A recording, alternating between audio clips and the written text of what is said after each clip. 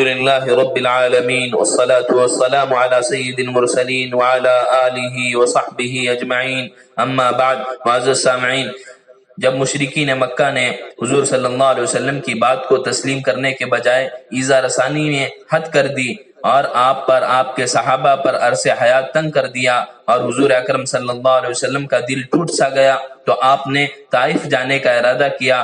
وہاں جا کر قبیلہ ثقیف کو دین کی دعوت دیں اور انہیں اپنا مددگار بنائیں.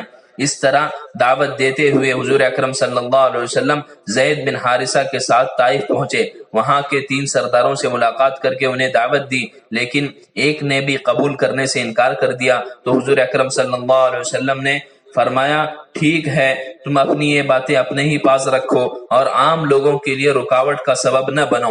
لیکن انہوں نے لڑکوں کو آپ کے پیچھے لگا دیا جو آپ کا مذاق اڑاتے، تالیاں پیٹتے، پتھر مارتے اور تھوڑی دیر کے لیے بھی کسی جگہ بیٹھنے نہ دیتے، حتیٰ کہ آپ کے دونوں پیر زخمی ہو گئے اور خون جاری ہونے سے پیر جوتوں میں جم گئے. تو آپ صلی اللہ علیہ وسلم عتبہ و شیبہ کے انگور کے باغ میں جا کر پناہ گزین ہوئے.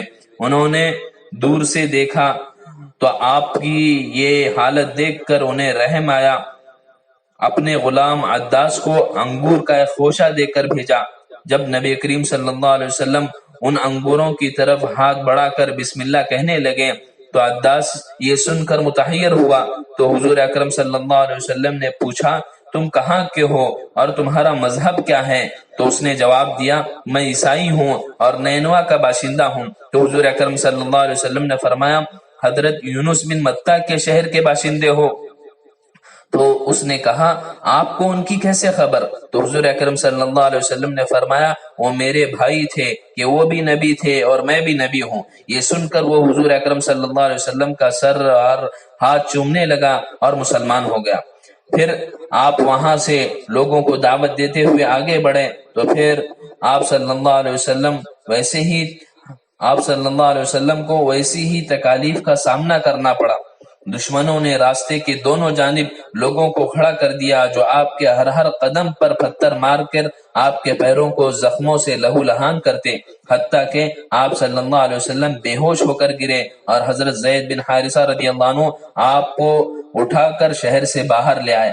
اس طرح جب حضور اکرم صلی اللہ علیہ وسلم کو ان شریروں سے کچھ اطمینان ہوا تو وہ رقت آمیز دعا کی ہے جس کو سن کر رونگٹے کھڑے ہو جاتے ہیں، جس میں آپ نے اپنی کمزوری اور لوگوں کی نظر میں بے وقاتی کی فریاد کی ہے اور معافی کے ساتھ نصرت و تائید کی التجا کی ہے، جس پر حضرت جبریل علیہ السلام پہاڑ کے ذمہ دار فرشتوں کو لے کر نازل ہوئے اور کہا، آپ جو چاہیں اسے حکم دیں، اگر ارشاد ہو کہ دونوں جانب کے پہاڑ ملا دیں جس کے درمیان طائف واقع ہے، یا پھر آپ جو حکم چاہیں دیں.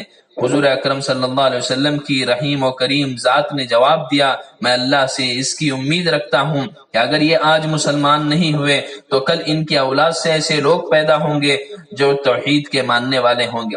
یہ طائف کا تقریباً مہینے بھر کا واقعہ ہے جو آپ نے پیدل طے کیا تھا، جس کا تذکرہ کرتے ہوئے بعد میں بھی آپ رو پڑے تھے جب حضرت عائشہ رضی اللہ عنہا نے غزوہ احد کے بعد زخموں سے چور ہونے پر حضور اکرم صلی اللہ علیہ وسلم سے افسوس کرتے ہوئے پوچھا تھا کہ کیا آپ کو اس سے بھی زیادہ کبھی تکلیف اٹھانی پڑی ہے؟